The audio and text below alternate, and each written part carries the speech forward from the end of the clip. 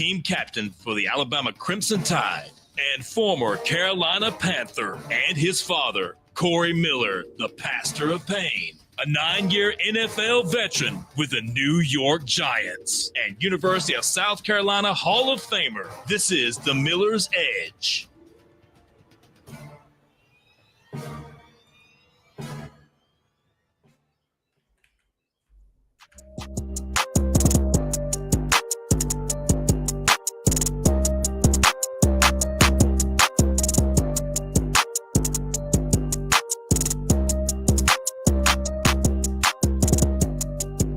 And welcome into this Wednesday edition of the Miller's Edge, Tide 100.9, 1230 WTBC, presented by the Good Feet Store, America's art support experts. Hope you guys are doing great. Looking forward to diving into a number of things. I will say we've got an interview lined day today. Why is that? Well, while we were doing the show yesterday, we actually got to hear from Ty Simpson himself, Ryan Grubb. They all discussed all the developments, right, which we know what those are. Ty Simpson being named quarterback numero uno. I just said that in the most gringo accent possible for fun. But anyway, Ty Simpson named starting quarterback. So we got to hear from them following practice yesterday. So we will go back and listen to that. I'm sure some of you probably heard it. If not, no worries. If you did, hey, why not listen to it again? I want to listen to it on the show. That way we can break it down and discuss it. Plus, I think it'd just be great to actually hear from Ty himself because we discussed our opinions and gave our thoughts yesterday. But why not hear from the man himself? So definitely going to dive into that. QD tagged us in something interesting, man. I think we'll take a look at it in a little bit, but part of me is kind of like, oh man, I don't know if we should go back. Chase, it's a clip from this guy on Twitter, and he was discussing. Basically, his point was, now that Ty Simpson is named starting quarterback, if Ty Simpson goes on to be that guy this year, if he goes on to have a record-breaking year, what some fans believe could be a Mac Jones type year, should folks, I guess specifically Alabama fans, look back at last year and start kind of, putting some heat on Coach DeBoer for quote unquote not playing Ty Simpson last season, given how he performs this season? You guys already know where this is going, and you already know probably how I'm going to have a stance on this, but maybe we'll dive into that. It is, a video QD tagged us, and you guys know how we like to do. If you guys throw something our way, we want to listen to it and react to it. And I know that's why he threw it to us, Chase, because he knows we're going to have some strong opinions about it. So maybe we'll dive into that, even though I really don't want to go back to last year, but I do know that is something that people are probably going to bring up, or somebody's going to probably want to talk about that. So we might dive into that as well. Plus a number of other things kind of going on, Chase. We haven't really talked about the whole Mateer situation, sports gambling thing. I mean, Chase, just tell me real quick, your thoughts initially. I'm not going to lie to you. Now, just to preface, Oklahoma's quarterback allegedly is caught in some little scheme thing where they went back and saw that on his Venmo, he was allegedly sending money for sports bets. And, it was about as clear as day. Literally, you have to type in, what the thing is for. It literally just said sports gambling, and in parentheses, the game, like who was playing who. I almost think it's just too, there's no way a guy could be that, I hate to use this word, but just dumb. There's just no way. And then to make it even worse, Chase, Venmo, you can make your transactions private, right? Like you can make it so it's only between you and the other person, right? This is on public. So I don't know. Then if you look at some of his other transactions, which I don't know if these are legit or if somebody edited these to be funny, but some of his other ones are, I don't know, very, very interesting if you just go off of what they say on this. Anyway, but Chase, do you think it was just some BS? I think he said something about it being a joke. Matter of fact, his response said, the allegations that I once participated in sports gambling are false. My previous Venmo descriptions did not accurately portray the transactions in question, but were instead inside jokes between me and my friends. I've never bet on sports, understand the seriousness of the matter, but recognize that taken out of context, those Venmo descriptions suggest otherwise. I can assure my teammates, coaches, and officials of the NCAA that I have not engaged in any sports gambling. You buying it, Chase, or you think it's cap? I think John was just making a simple mistake. My only thing is, and it's just a lesson really for high school athletes, college athletes, anybody, be careful what you do, because it might just come out at the most unopportune times. Like, why did John put an emoji as his, and let alone, you said it up, you can make it private. You didn't have to let anybody know who you were sitting into between that person and his friend. That was it. But I don't think it was anything serious, but I think it's a lesson for John. Like, dude, for gambling, and you look at the NBA, for example, they do not play that. They get a sniff of that and you're banned. So they don't play that in football. They don't play that in soccer. Baseball, like gambling, is strictly not for athletes, unless you're retired, I would suppose. But I don't buy it. Hopefully it doesn't affect his season, because he's probably one of the most talked about quarterbacks coming in to this season, come from Washington State, and how much upside he has to him, what he can do at Oklahoma. But man, I really hope this doesn't stick, because what does Oklahoma do now? Because they don't have a backup plan. They have a backup quarterback, but it was all shined around, John Mateer and the weapons they got for him. So hopefully this doesn't turn out to be true.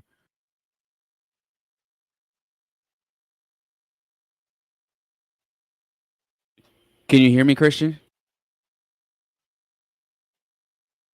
Oh, whoops, sorry, I was on mute. My bad, brother.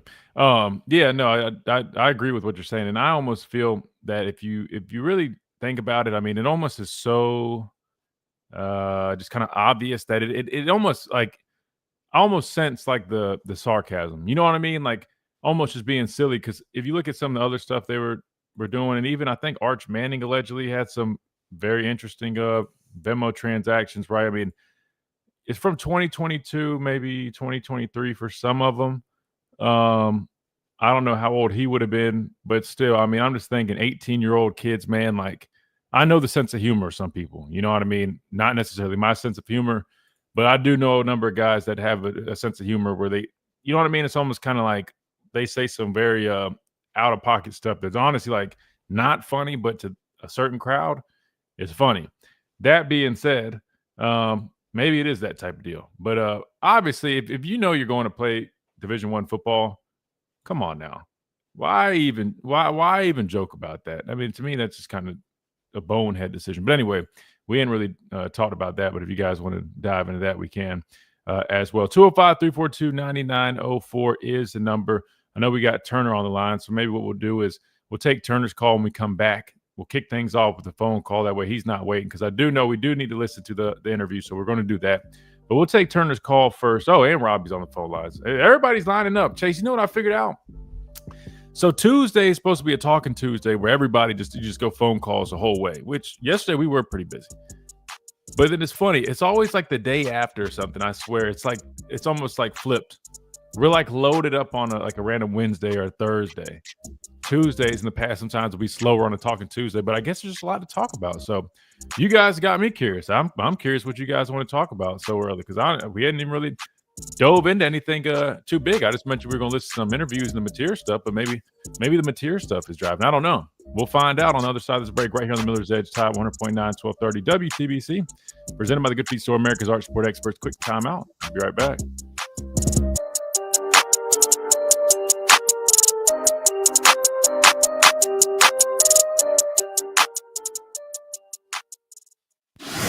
The Tide 100.9 WTBC 1230 Sports Radio studio is presented by B-Dry, Alabama. Back where? Oh, damn, Trevathan, you got me. Here we go, on the move. Good. Not bad right there. Playing lower. It's good. Violent hands now. It's got to be a violent strike with your hands. Fast and violent. Better. So get your thumbs up, you know what I mean, to where you can get extension, and then it's got to be violent. So it's not just coming out of your hips, right? But your hands have got to be violent with your strike, and then you got to shed him before he can recover. That's so much better. Hey, come here. And you know the other thing that was great is you stayed so much lower. You were about a foot lower because you brought that second foot in the ground, and you can still play with bend. Otherwise, right, you're up here, right, leaning too much. Okay, good job. You got to listen. You got to, as you move, you got to get that second foot in the ground and stay low. You're dragging it, right, which is going to force you to stay too high, and you're not going to be able to get across the tackle, the center's body. Okay, Stay low. 2 feet in the ground. Pop, pop, pop, pop. Lateral movement. Trying to stab for that outside bicep. You know what I mean? Because if he comes to reach you, like I'm trying to reach you and you got my bicep right there, now I can't get outside to you. You know what I mean? Now you have control of my outside half. Right here. Hey, let's go be physical. All right, let's go create a takeaway, even in a 7 on here. Here we go. Let's go. Good. You let one inside. You got to squeeze. Plaster. Good. Yes. 2. Nice job. Hey, well done. Good, CB. Nice job. Nice job. Way to take it away. Good, good, good. Yes. Nice job, 10. Way to make a play, JJ. Plaster, stay on. Stay on. Stay on. Come on, 3. Yes! Nice job! That away, 3! That away, Keon! Nice play, man! Yes, 30! Nice shot. That's what it's supposed to look like. Do it over and over again. Over and over again. Hey, it's about effort and creating takeaways now. Effort and creating takeaways. Let's go. About what would happen. All right. It's a pretty cool video. Mic'd up with Kane Womack. Ryan, what's up from Prattville? Crystal, hey, how are you? Good morning, afternoon. Mike, what's going on, man? Hey, he's doing better, man. Ended up having to take him back in, and at least I have some more answers. I think we might be kind of narrowing some stuff down. I think they said he had some thyroid issues, so he's on some medication for that, and I think that's hopefully going to help him out a lot, because he's also had like some skin stuff, and I guess that all could be linked. Then he also had an ear infection, man. Poor dog, man. He was going through it, which was interesting though, because he hadn't really been scratching them or really anything, so I think it was a little bit more internal. But I appreciate you asking, man. Hopefully he's on the road to recovery, but he's tough, man. That's the thing with this dog. You can't even tell half the time. He just keeps it pushing, man.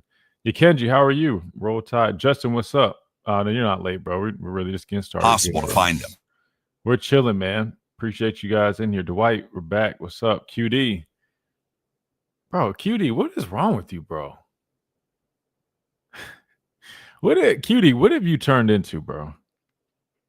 It's not even the record. I mean, you got using 3-4 exclamation point. I mean, like, you went from being like one of these hardcore callers, real firm, real, oh, they got to show me. They got to prove to me.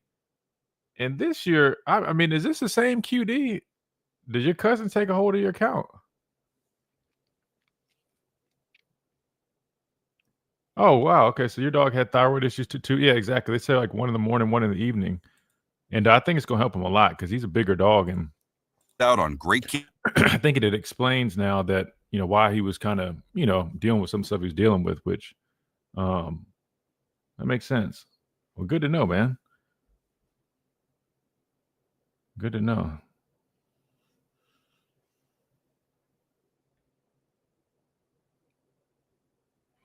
Let's see. All right, everybody, come back. We already got callers, so I wonder what's going on, because we ain't really dove into anything just yet. See what people got to talk about. They even said we'd pay almost. See what we got to talk about. Coverage. If you own a vehicle with an auto warranty about to expire or no warranty coverage at all, call CarShield now for your free quick quote. Call 800-923-6829. That's 800-923-6829. Call CarShield now and future-proof your ride. 800-923-6829. Again, 800-923-6829. This is Miller's Edge on Tide 100.9.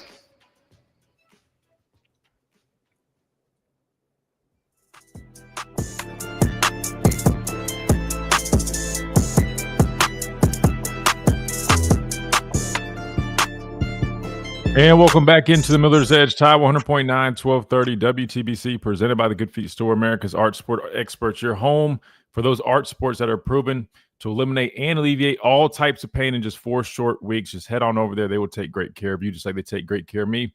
You just throw them in your shoes and they get to work. So if you're dealing with any type of pain, whether it's foot pain, knee pain, back pain, hip pain, you name it, stop on over by the Good Feet store, Midtown Village, where you find them here in Tuscaloosa.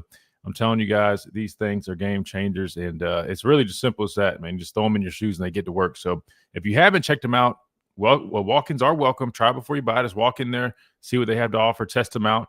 It is a little bit of a process. So obviously, over the course of a few weeks, it really starts getting to work. But you will notice, your balance and just little things initially that are really important. Notice all that stuff. And they'll walk you through that. So check them out again. That's a Good Feet store. Goodfeet.com. You can find more information on their website and the nearest location to you. Again, that's a Good Feet store. Improving the quality of people's lives 2 feet at a time. We had this video pulled up here on the stream. Again, we are streaming live on YouTube. Come hang out, check it out, interact in the chat, drop questions, all that good stuff. Watch the show. But it's Kane Womack mic'd up at practice, and I just saw this part right here, man. Again, Big Steve and Bawu, or however you pronounce his last name. I'm sorry, I'm probably butchering that, man. But I always talked about this dude just from a physicality standpoint or just a stature, really. You look at this guy, guys. I mean, this dude's 300 plus. I mean, this dude doesn't have much body fat, and he's over 300. Because I think he was like, 260 coming out of high school. Very raw player. Hadn't played much football. Has a French accent. Like, it's kind of the funniest thing because it's like this big physical dude, and like he looks like a regular American dude, but he's like French Canadian. Then he starts talking, and he's got this French accent.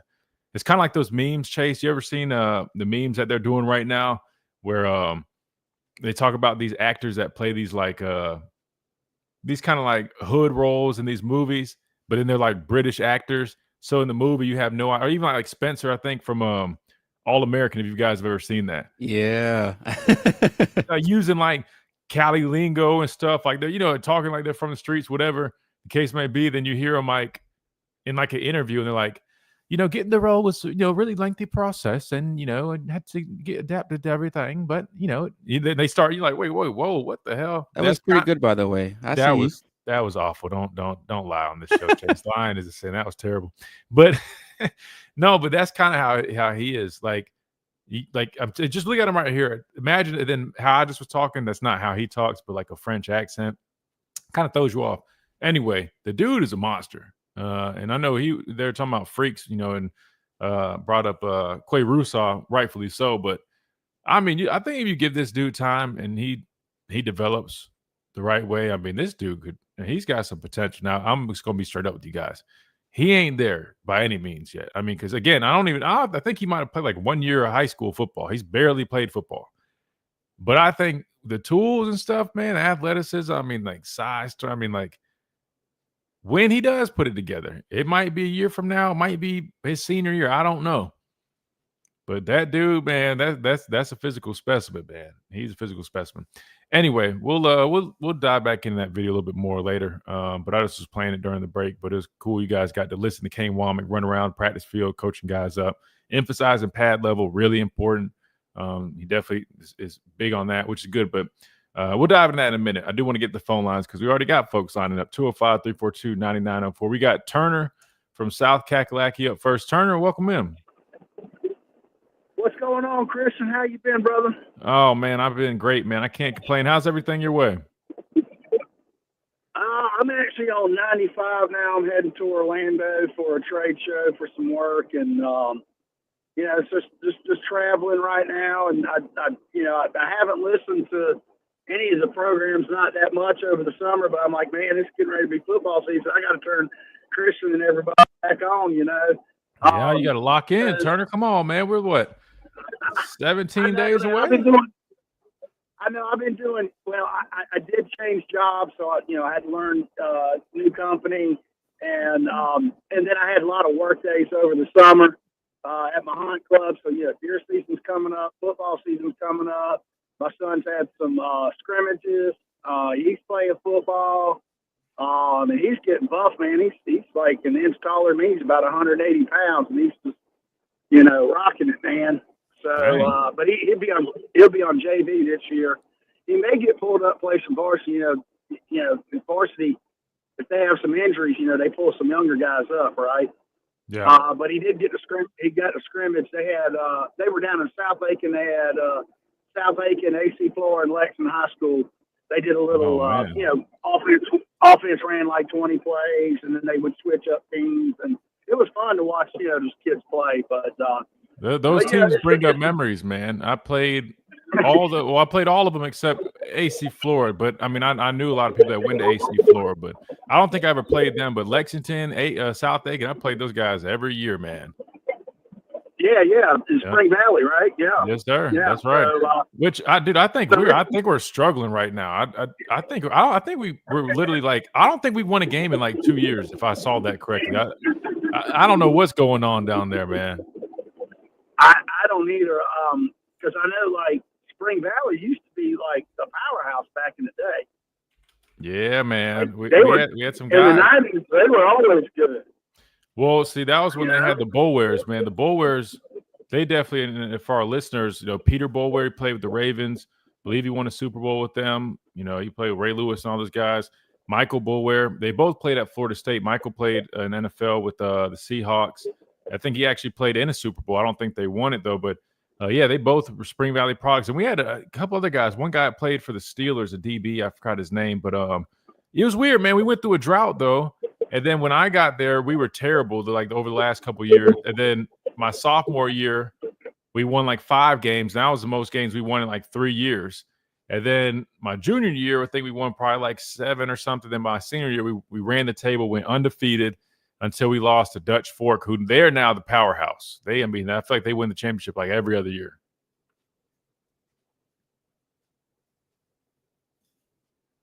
Turner, you still with us? Yeah, can you hear me? Yeah, I got you now. Sorry. Okay, there you go. Okay. Yeah, Irmo's been doing good the last couple of years as well. Wow. Lexington, they had a lot of injuries last year. I think their varsity will have a very young team. Young team will be good in a year or two, but not now, right? But yeah, I'm about to check those guys back out, man. I hadn't really known what's been going on down there. I'm about to check back in. Yeah. So, anyways, my favorite time of year. We're getting ready for football season, deer season, high school football season, and when I came on, you made a comment about, Ty, if he has like this breakout year, like Mac Jones did, should people be upset with DeBoer? And I don't think you should do that. I think you just, it's a learning point for the coaching staff, and you just move on. I don't think looking back and saying, well, yeah, that shoulda, coulda, woulda, right? I mean, yep. So I don't think that's a good thing to do as a fan, to be like that. I mean, because the coaches, they make a decision. No coach wants to lose. So exactly.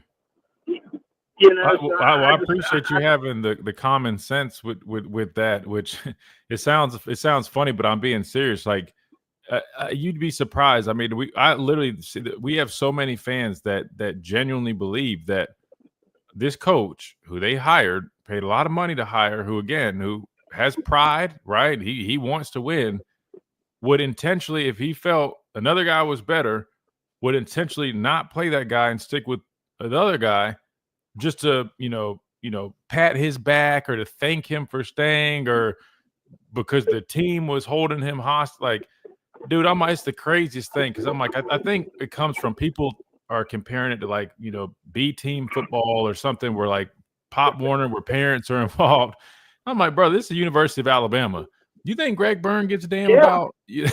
Oh, well, we got to pat Jalen on his back because he stayed. No, I mean, like, I'm sure they respected him for that. But at the end of the day, the best man is going to see the football field, number one. So, like, that whole thing, like, it kills me.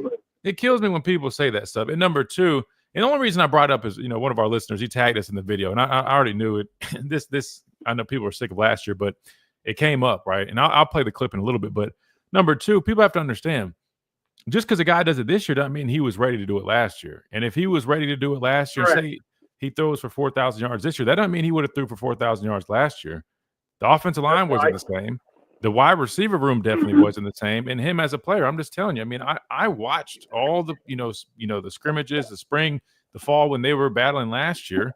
And again, even my dad had come up there a couple of times. I mean, we can tell you guys. I mean, like, I'm not just being biased. I'm just telling you. Like, when you looked at the two, I would not say Ty did enough last season to say, okay, we confidently want to play him over the guy that returned from last year that led that team to a SEC championship and to a playoff appearance that also had all those tools. Again, I wanted to use this yesterday when this came up. You look at it like this, like you have a really fancy car, right? That's very fine-tuned, that requires a lot. Just because a driver, you can have a driver that they might not know how to operate that car and it runs like crap with that driver, but you get the right person and the right mechanic and everything. And it's, I mean, unlike any other thing, it's kind of how you look at Jalen with his skill set. You know what I mean? If you don't have the right coordinator, the right system around it, it's not going to run as smoothly, and that's fine.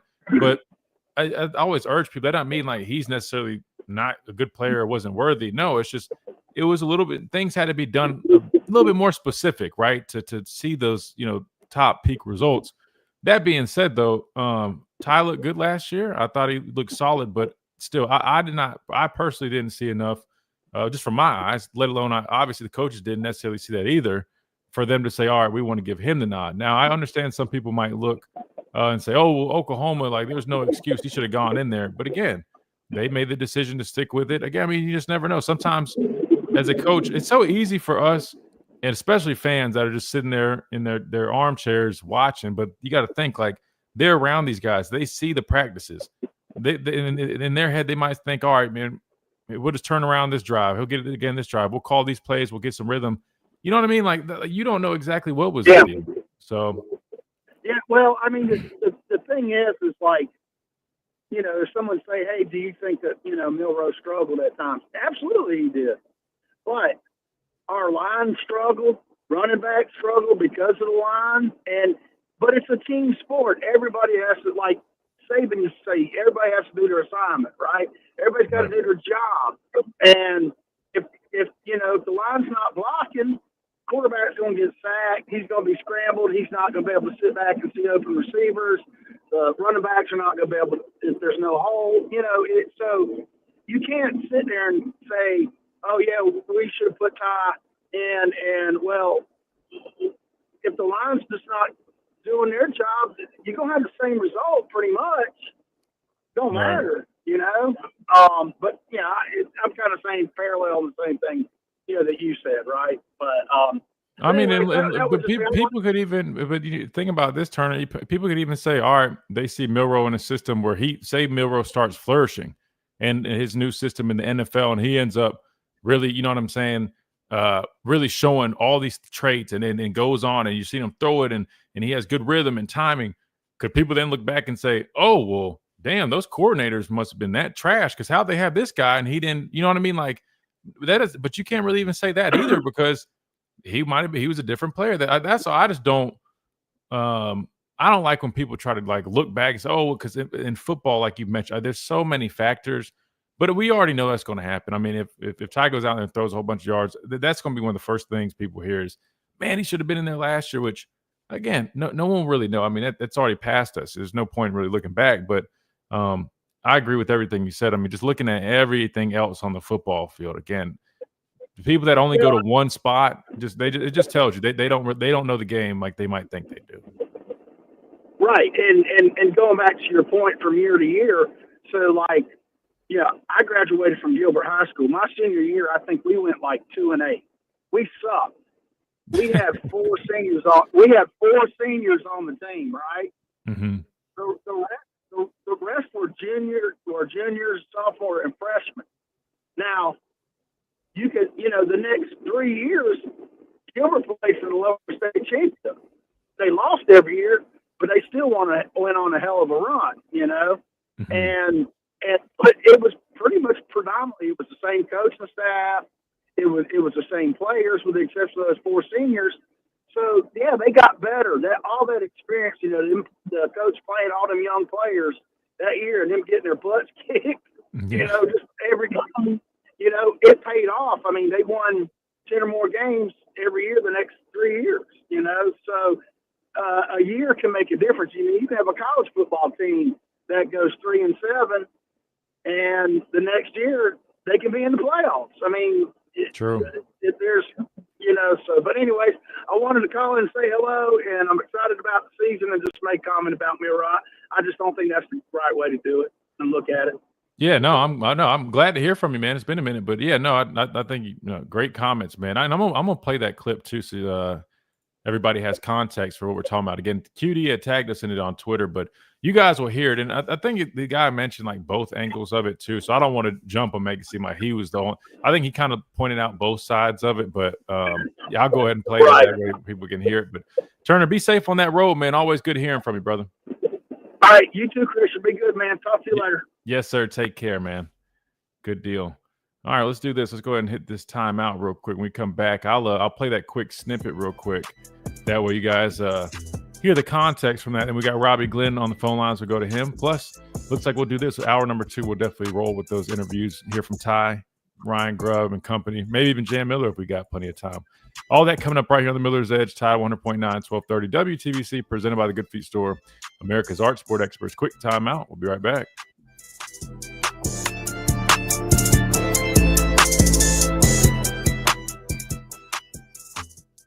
.365 24/7. You'll find road and utility crews, tow truck, law enforcement, and first responders working along Alabama's roadway. We're making improvements and helping our Milroe and giving him a shot because it's a harsh thing to say. This is what this is what we were talking about. So I guess technically he was the one saying it, but I think he like kind of flipped it up later on. I'll play it here in a second. But QD said, I tagged you in that to get you ready for what they're going to be saying if Ty's a breakout year. Just get ready for that narrative from some in the media, not just fans. Again, but the ones in the media that we know, no offense, like this guy that's probably considered in the media. Let me hold my tongue. I'm just saying, I think we're seeing the same thing, right? So I think we can kind of all come to the conclusion. Background, right? You know what I'm saying? I don't want to be that guy. I'm just being completely honest. Like, I mean, look at literally even in his background. I mean, I don't even know how much football this guy is into. I mean, I know it's things called college football nerds, but I mean, I'm looking at these figurines, man. I mean, I see a football back there too, but I mean that's The Witcher. Hell, that's a great video game. I played that one. Is that the Halo guy? Ghostbusters. Let's continue. Where he was at in that moment, and maybe it was just Milroe needing to take a breather. There were a couple games, second half of Tennessee, again, after the interceptions, Oklahoma, even the Auburn game, certainly the Michigan game, where he just came unglued.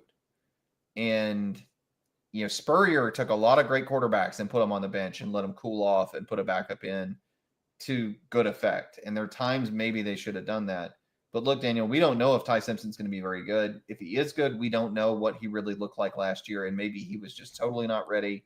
It does a lot for a quarterback to be the guy and go through spring as the guy and go through all those 7-on-7 drills you do on your own time with the receivers all summer as the guy and know you're going to be in command. And again, there's a huge dynamic with all the roster turnover that Jalen Milroe was a guy that was a glue guy for that team and those players coming back. And maybe that was something the staff felt like they needed. But I do think there's some. Lord, help me. I just don't like people just try to find like every fucking thing, man. Like, well, maybe guys, there's a fucking quarterback battle, man. God, excuse my language, but I mean, like, bro, there's your answer. They had a quarterback battle. He won the job, man. Like, damn, everything has to be some ulterior. This is Miller's Edge on Tide 100.9.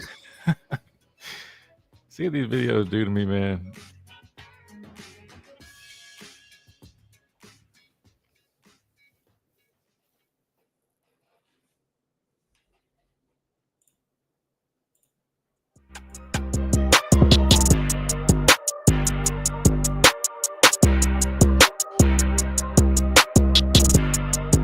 And welcome back into the Miller's Edge, Tide 100.9, 1230 WTBC, presented by the Good Feet Store, America's Arch Support Experts. All right. So I played for our YouTube and Facebook live stream audience the context.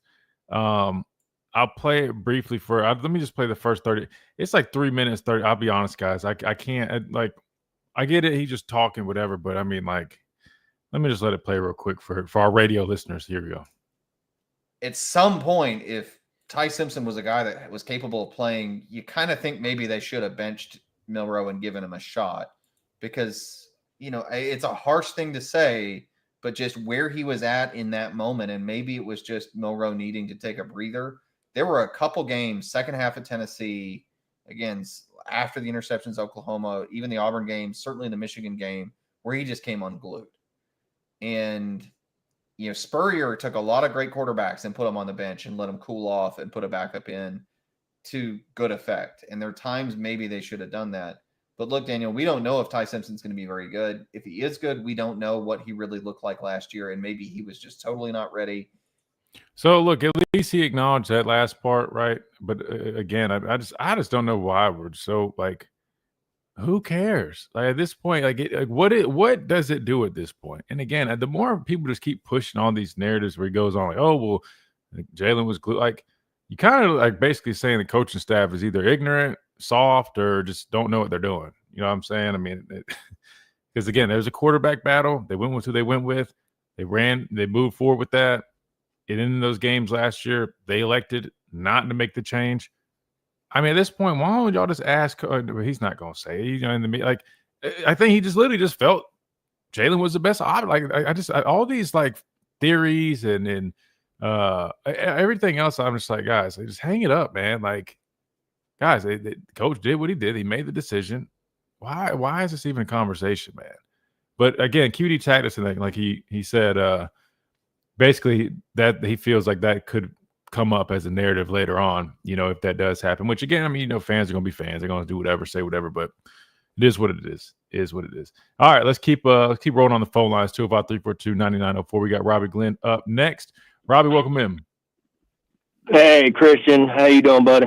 I'm good, bro. How are you? I'm a little tired.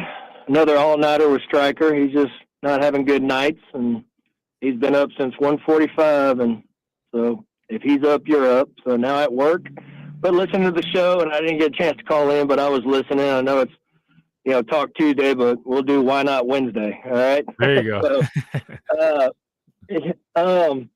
One of the things that we've talked about pretty much all year, and your dad's talked about, and you and Ryan Anderson talked, and his precious daughter yesterday is how do we get back to being physical and being that team where, y'all had the dogs and y'all knew every game that you were going to show out. And that's what your dad says is, no one's scared of Bama anymore.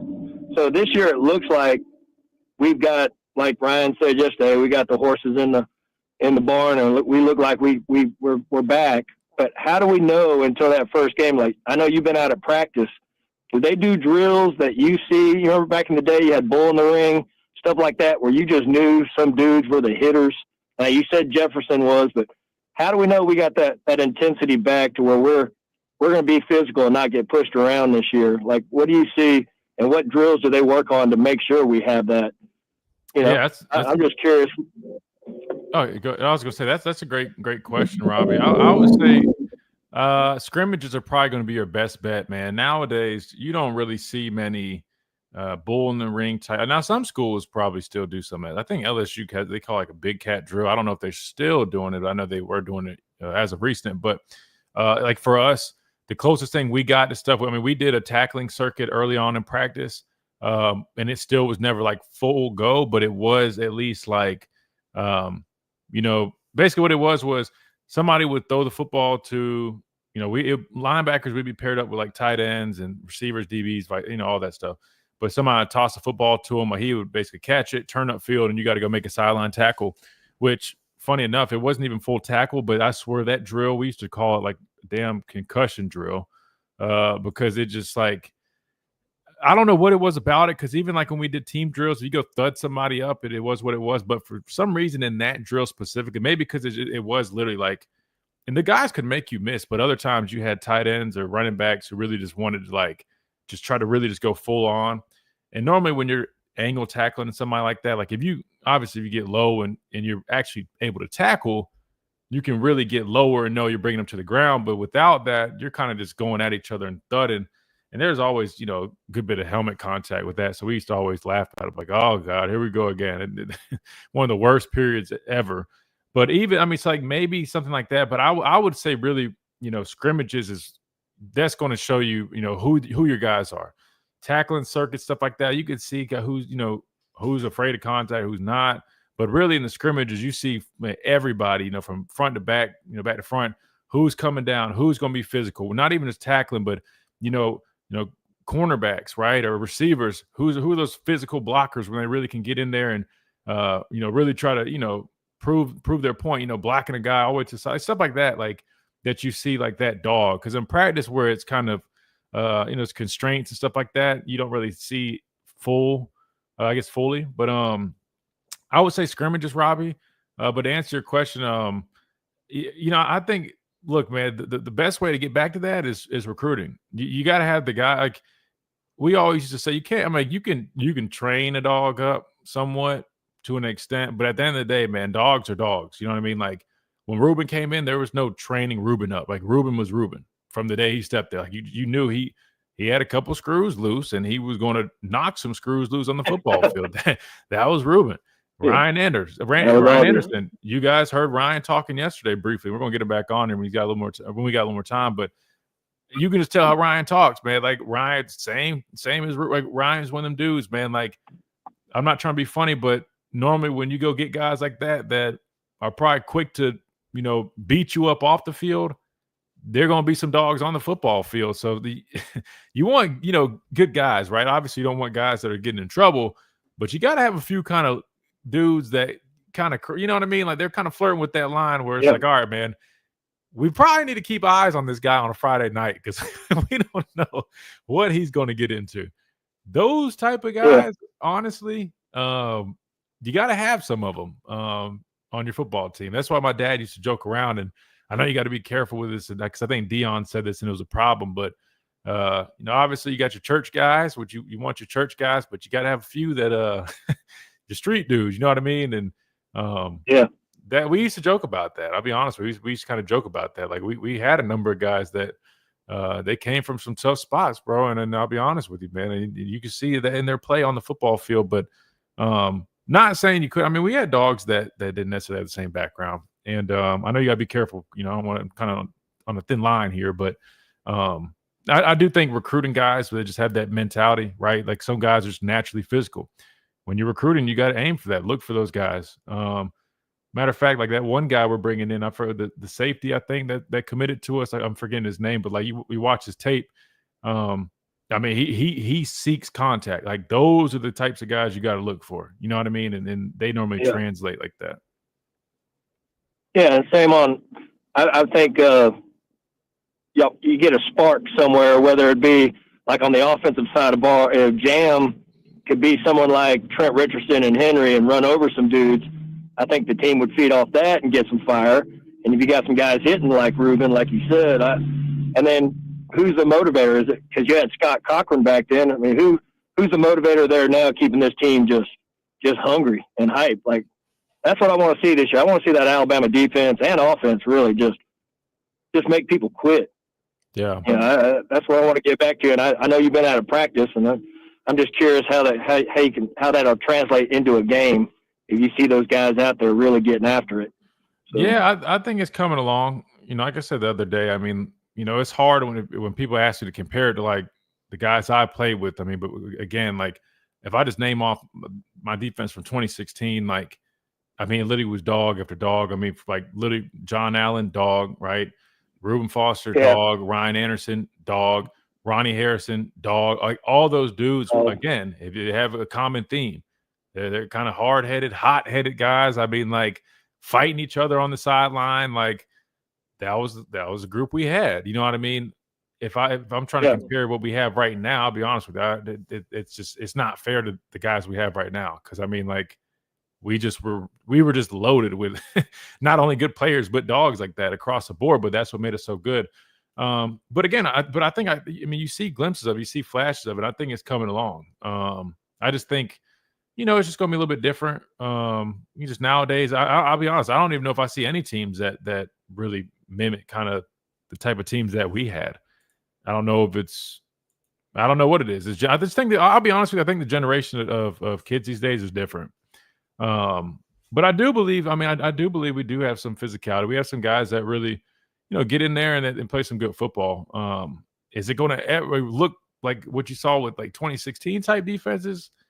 I don't know if I could say that. Maybe down the road if you recruit a certain way, but I just think kids are different nowadays, Robbie. I'll be honest with you. I think it's just a different generation. But do you think also the rule changes have changed a little bit of the intensity of coming up and just knocking people because of, you got to watch how the hitting, and I don't know.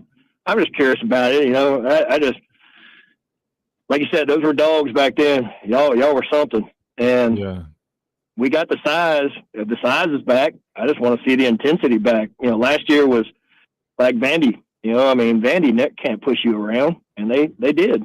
So I just don't. Hopefully we don't have that's that a this year. mentality thing. That's a mentality thing. You know what I mean? That's what I'm getting at. Like you can't really coach that. You know what I mean? Like if dudes don't want to go out there and want to choke somebody out, granted, you can't have coaches that help kind of bring that out. Like again, Bo Davis is probably the greatest example of that. And again, if you play one of his pregame speeches, you probably hear like every other word. Not even like you probably hear one out of like 5 words. And the message is just not like. The message is not like, oh man, let's go to work, guy. And no, it's like some of the most violent stuff. Vile stuff. You'll be like, God dang, like damn, we better go play football or go commit a crime here or something like. But that's kind of. Again, that it's just different. I don't know, man. Different times, I guess. I don't know. I'm curious if he's still like that. I'm sure he is. But I'm just telling you that dude right there. You guys think you've heard a motivational speech? Bo Davis, he probably will get you in trouble. The stuff he'd be telling you, it is, man. We had some people. Oh man, it's just funny thinking about it because I'm just like thinking back on like literally the stuff he would be telling them, and like they're like echoing it. I'm just like. I remember sitting there like it just turned 18 years old, man. I'm like, bro, these guys are nuts. Like these guys literally have problems, but great football players, man. Yeah, they were. Yeah, man, I'm ready. Well, we got 17 days. We're gonna find out real quick with Florida State. So I'm ready to listen. But real quick, I know Ryan Anderson on the bus. I've been on the bus, and I knew exactly what he was talking about, man. You stop at every town on the way to pick up everybody, like random places. And I was like, man, are we ever going to get there? So I knew what he was talking about. That was funny. Well, he said 20-something hours. I know Miami's a far drive, but you're right. He is stopping left and right. But golly, man, when he comes back on, we'll really trust him. And that's just honestly probably the highlight of some of the stuff. Because Ryan's got stories for days. He's really just that funny. Honestly, one of the funniest dudes. But I was glad he mentioned that thing because they always used to joke about that, like, oh well, they done ruined it for everybody. Because I think before they used to stay in like the nice hotel with everything going on. But like I said, when we went down there, we were in like a totally different area. I'm like, they had like some like Latin festival going on. I'm like, what? I was like, where are we at? Then everybody was like, well, we can't really go to that side anymore. And then you're like, oh, okay, thanks, Ryan. Ruined it for everybody. He ruined it. But it was fun, man. I got to go to a Heat game, got to eat some good food. But yeah, no, it was definitely funny though. It always just thinking back on some of those stories, man. We had some characters, and there's some stuff that I don't know if we'll ever be able to talk about because it's just some we had to, like everywhere else. But yeah, man, good times though. Good times. Good times. Yep, always good times when you got your boys on the team. Got the stories. Right. I got them from way back in the day. I love the show. I'll be listening. Sir. Appreciate you, Robbie. Thank you, Christian. All right. Yeah, no doubt, brother. Roll Tide, man. Good deal. Oh, man. I see Crazy Tony in the chat because we're talking about dog. Yeah, hey, look, man. I don't even know if you guys noticed this, but when they were showing Shador coming to the stadium before the Panthers game, Tony's got this new staff, man. I'm going to have to get him on the show when he's free and talk about that. he took a trip to Africa, man. He started making some music out there too, and I think he got gifted this staff, and then now he carries it everywhere. It's pretty interesting. But he walked into the Panthers stadium with this staff, and he was the one playing the music on the thing. And I'm just like, bro, only Tony could make an entrance with the whole like authentic African staff speaker playing, and just like he's like dead serious too. And then in the warm up, he even had like these like African armbands and stuff. I'm like, bro, I never changed. Tony Brown never changed, man. Love that dude. That's my guy.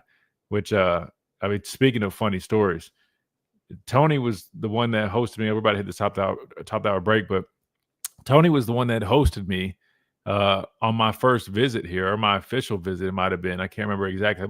Official visit, because he early enrolled. And listen, I'll just say this: Tony was crazy from day one, and we'll just say we kind of got into a little bit of a pickle. Me, not so much, but Tony, a little bit. That was the first time, because he was enrolled here and I was on a visit. Everything was going smooth until it wasn't. And yeah, let's just say some folks from the football side of things had to come fix that situation and come get some people out of some places. All right, we gotta hit this top hour break. When we come back, we keep on rolling. We're loaded on the phone line, so hell, I guess we'll keep doing that. And yeah, and we'll definitely get to these interviews as well right here on the Miller's Edge, Tide 100.9, 1230 WTBC, presented by the Good Feet Store, America's Art Sport Experts. We'll be right back.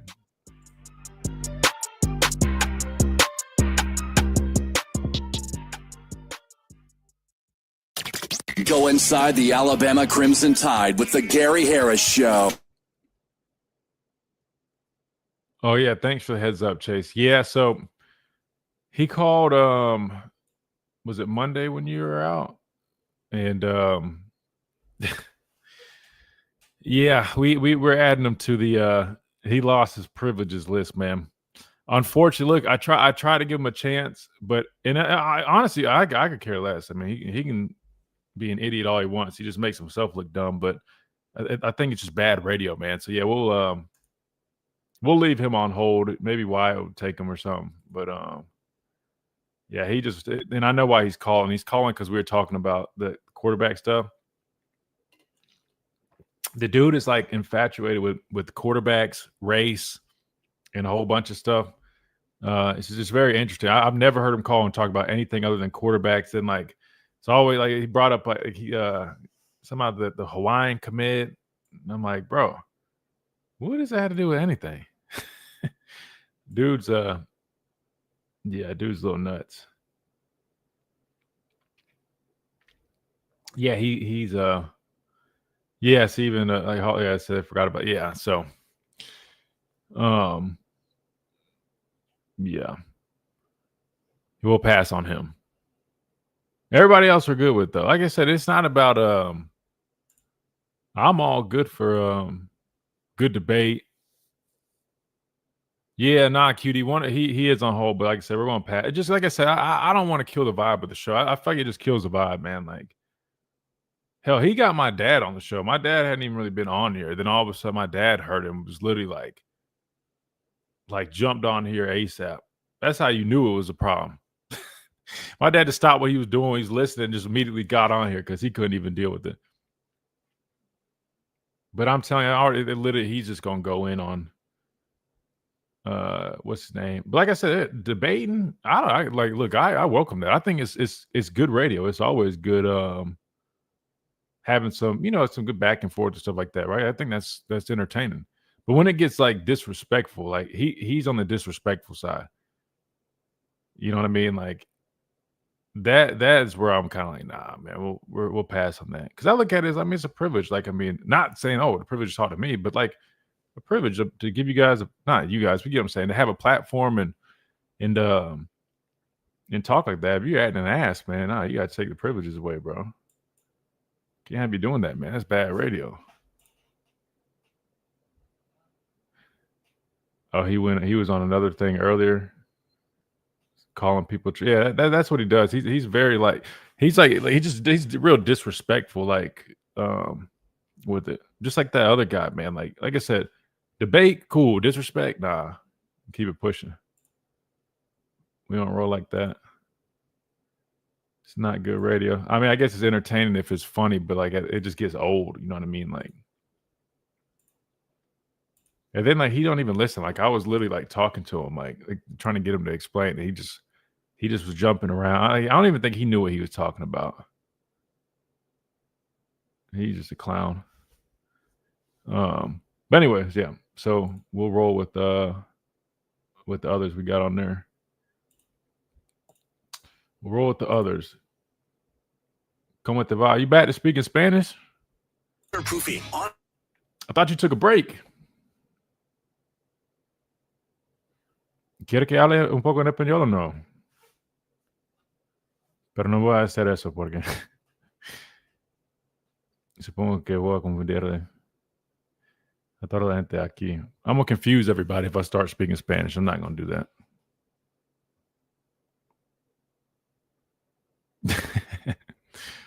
Pursuing victory. Dang, even my Spanish feels rusty right now, man. I don't even know. Goodness. Don't stop, though, Q06. Don't stop. Matter of fact, this is what you need right here. Si quieres aprender español, tienes que comprar este libro aquí. If you want to learn Spanish, you need to buy this book right here. It literally was... It's like $20. I think you can get it even cheaper online. It's like $15. On request to individuals. Best investment. La mejor inversión. The best investment. Oh, you got it. Yeah, man. Well, keep studying. I promise you, bro. If you keep studying that, you're gonna learn it. And immerse yourself.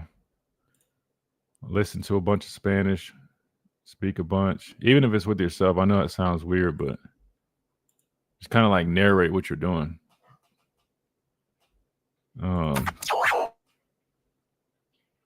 My next goal is to do a show in Spanish, not here with you guys. Obviously, that'd be confusing, but say Alabama would go 11-1.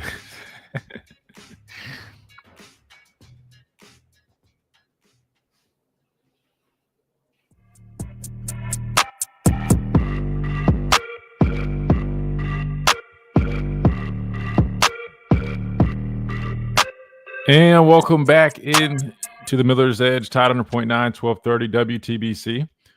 QD said, say Alabama would go 11-1 in Spanish. Well, that's interesting. I'll be honest with you. I mean, I'd probably structure it a little bit different. I mean, because if you're just saying we'll go 11-1, I'll be honest with you. I don't even know if I really said that, but I'll word it a little bit different. Alabama no va a perder más de uno partido esta temporada, which that means Alabama is not going to lose more than one game this season. So good enough. But I had to think about that. Alabama will, I mean, because to say like will go, Spanish is different than English, man, like the structure. So to say like they're going to go like for a record, that's interesting, man. I mean, because you could just say irá 11-1. That's interesting, man. I'm out of day challenging me. I'll be honest with you. That's interesting. I don't know. There we go. Let's get back to the phone lines before we start diving into Spanish. I don't want to do that to you guys right now. 205-342-9904 is the number. We got a Christian up next. Another Christian from Florida. Christian, welcome in. Christian, you there? Going once, twice. Oh, man, I was hoping to get to talk to another Christian. That was going to be kind of cool. I don't think we've ever had another Christian call in. Well, Christian, if you want to circle back, it sounds so weird saying that. I feel like I'm talking to myself. All right. Let's go to Pat. Pat, welcome in. Hey, man, what's happening? What's up, Pat? You having a good day? Can you hear me?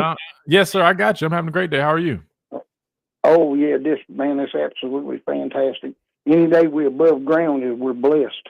But that's right. And what I wanted to talk to you about is this defense, either Ty is outstanding, which I believe he is, but still, with a defensive line that can't put enough pressure on him to get a pick, are we in trouble? Or is our offense that good?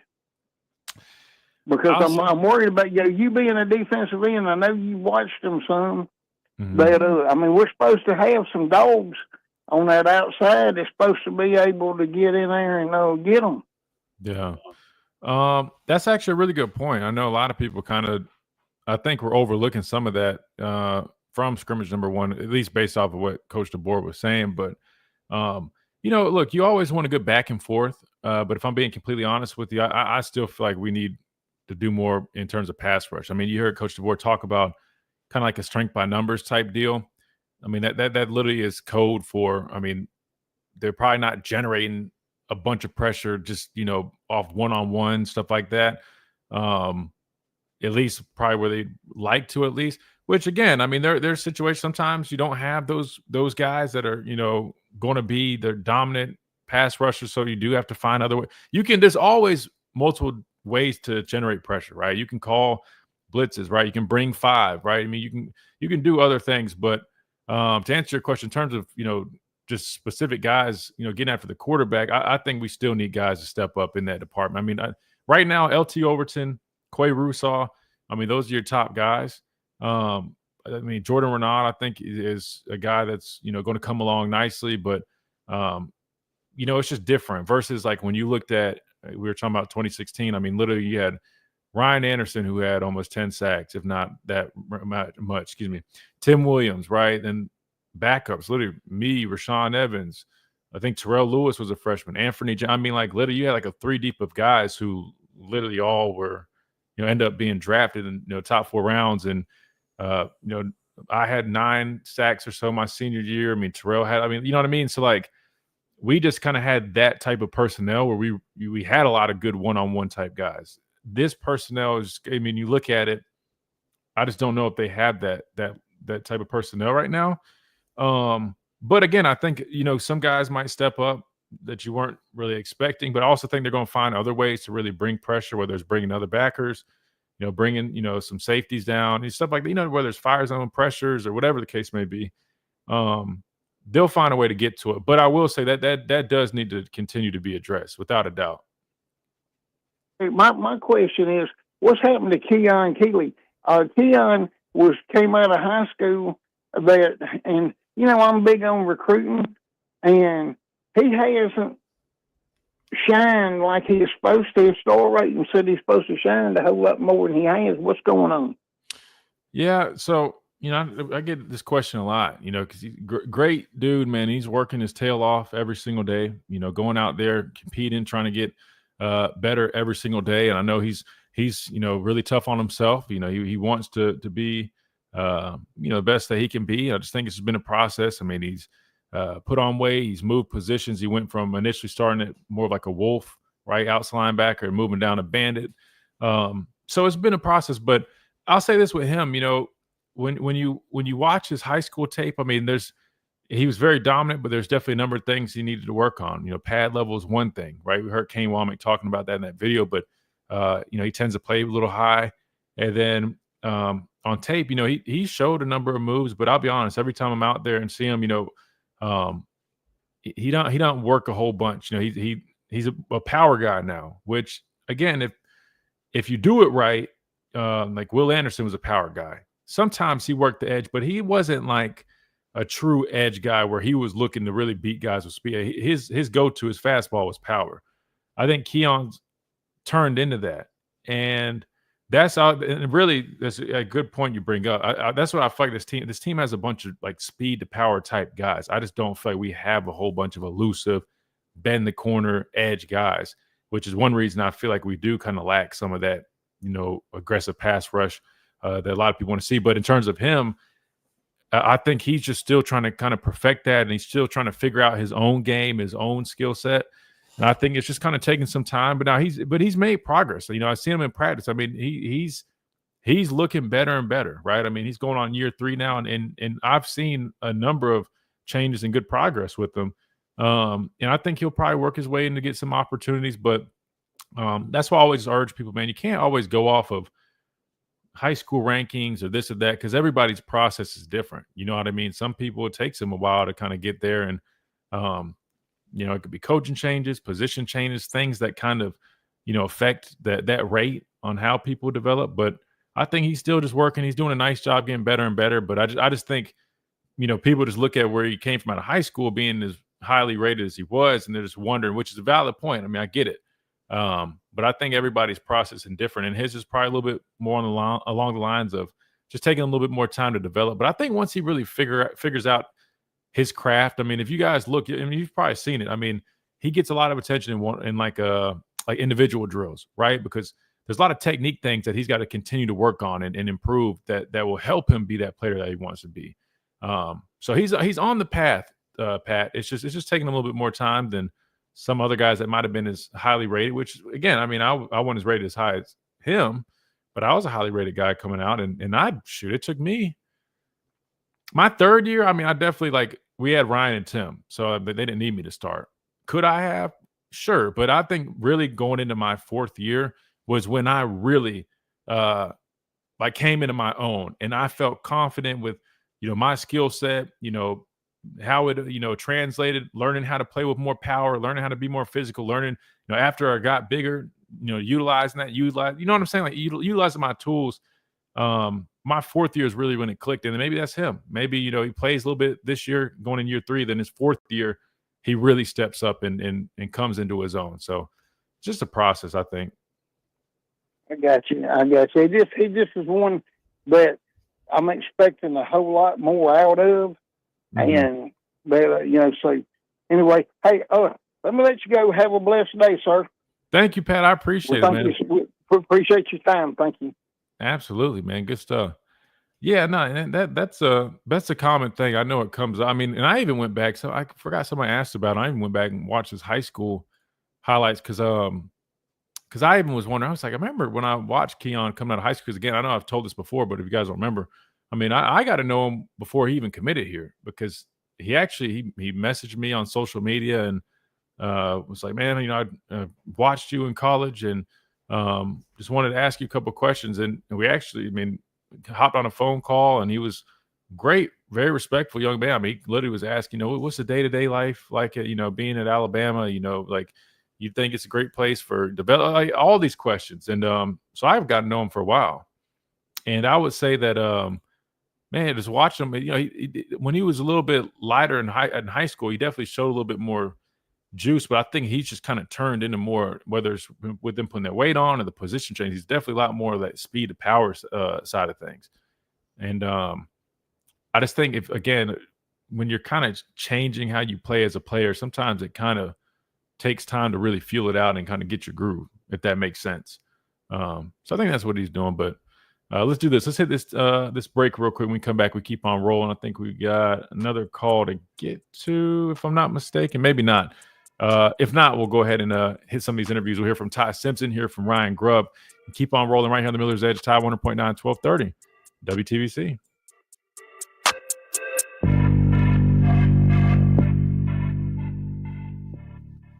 If you find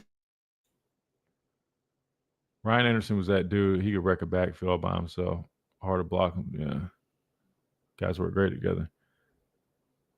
Yeah, Ryan, man, he's just a very, like you said, just very disruptive. 6'2", like 250, but very athletic. Ryan had experience playing off the ball at inside backer. So he's very versatile. Not, 6'2" is no solid size, but obviously, at edge now, 6'3", 6'4" is kind of a little bit more ideal. But so 6'2", and Ryan didn't have like longest arms, but again, as a football player, man, sometimes it just takes time figuring things out. And Ryan will tell you, right? I mean, it took Ryan some time to get up to speed. I mean, Ryan, remember, he was a fifth-year guy. Granted, he played a little bit earlier on, but I mean, he played some inside backer, played outside, and it probably took him a few years to kind of really develop, even especially as a pass rusher. I think that's kind of what you see out of Keon Keeley, honestly. I think he's just kind of developing, trying to figure everything out. I think the biggest thing, I tell these guys all the time, man, like, guys that really want to be these power rushers, I'm like, it's great. You know what I mean? Especially if that's what you do naturally, but you can't be one dimensional. And especially when you're rushing on the edge, you never just want to rush down the middle of guys. And I feel like we're seeing a lot more of that. A lot of guys just trying to just go power and rush down the middle of guys. And I just tell them, I was talking with Justin Hill about this. I was chopping up with him after practice. He likes, speed of power. But I was telling him, there's nothing wrong with that. But there's different ways to get to power that also allows you to set other things up, man. And whether that's a long arm, which I love, you can get speed of power with the long arm, but you still have your outside arm free to work with. Whether you get into a free bird, chop, hell, you can even spin off of a long. I mean, there's a number of things you can do versus guys just think, I'm just going to run down the middle of this guy and push him back because, I'm trying to collapse the pocket. But it's like you're giving yourself up. And you got to think too logically. You know what I mean? Like if I'm 250 pounds and I'm going against Caden Prodders, who's 360 pounds, like the science behind that. I mean, like he's going to win that battle,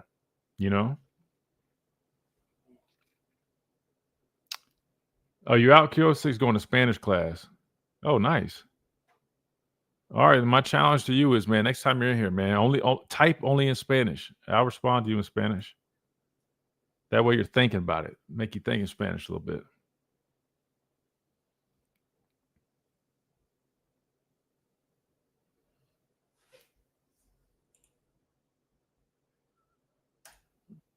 I remember Ryan in high school at Daphne. Didn't him and TJ? Yeah.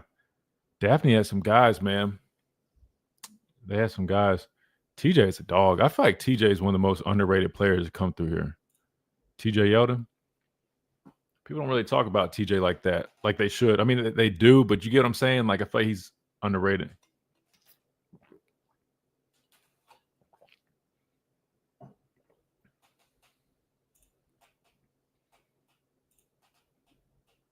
Nine.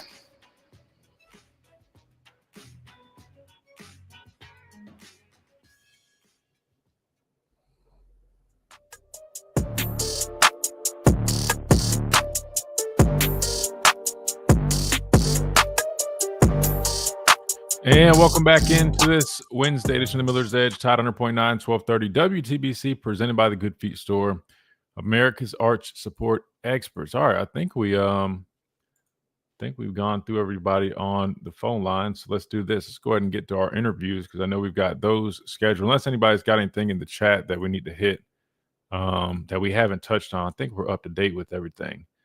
But if you guys do, again, always encourage you guys, drop those questions, whatever you got in the chat. Again, live on YouTube, Facebook at Tide 100.9 on their page, at the Miller's Edge on YouTube. You guys can head over there and watch the show and get involved with that. But let's go ahead and do this. We got Ty Simpson speaking to the media for the first time after being named the starting quarterback yesterday after practice. So let's go ahead and hear from new QB1 here in Tuscaloosa. Sunk in yet? How does it feel to be the starting quarterback for the Crimson Tide? Yeah, it's a dream come true. I came here out of high school wanting to be the starting quarterback, and I'm just excited, and I can't, thank my teammates enough for making me look good, and I'm ready for the opportunity. How happy are you that you sat back for 3 years, sat as a backup? How happy are you now that you made the decision to stay with Alabama? Yeah, I mean, I think it's abnormal for sure to, not transfer in today's day and age. But, I don't regret it at all. I love being here. I love my teammates. I love this university. I learned a lot from the guys that played before me, like Bryce and Jalen. I wouldn't be here if it wasn't for them, and then the guys behind me, like Keelan and Austin. I think that they pushed me and elevated my game to a game that it's never seen before. So we're going to continue to grow it each and every day as a quarterback room as a group, and I'm excited about it. Tell us about the moment finding out and what that was like. Yeah, so we had a quarterback meeting, and it was just us three, and then Grubb, Coach Sheridan, and Coach DeBoer were in there, and they were just like, guys, hey, we're gonna name Tyler starter today. And we went from there, and they were really appreciative of me, and congratulated me. Austin and Keelan did, and they just told me to go get it. And like I said, I can't thank those guys enough because I wouldn't be here if they didn't push me every single day. What were you feeling in that moment? It was surreal for sure. It's something I've dreamed about, since I came here. But I'm not going to sit here and say nothing I didn't expect. I feel like I worked my tail off for it. And I'm just excited for the opportunity to go out there with my guys and compete each and every day. This is the Dell AI PC, built for all AI. right, hold up. It was Got a designed to commercial optimize. break. So far, though, really, really good stuff from him, man. A lot of credit to his teammates, and you can tell he's got some confidence to him, like that last answer, man. Ty's got some confidence to him, which is a good thing, man. It's important for your quarterback to have confidence, and he said it, respect. It's not like he didn't expect it. He's been putting a lot of time and work in, and he has. I mean, it's been a process for him, but he's definitely earned this spot, and I'm excited to see what he can do with it, man. I know he's going to do a lot of good stuff. With you and Coach Grubb, how do you feel like you've been flourishing underneath him? Yeah, that's my guy, man.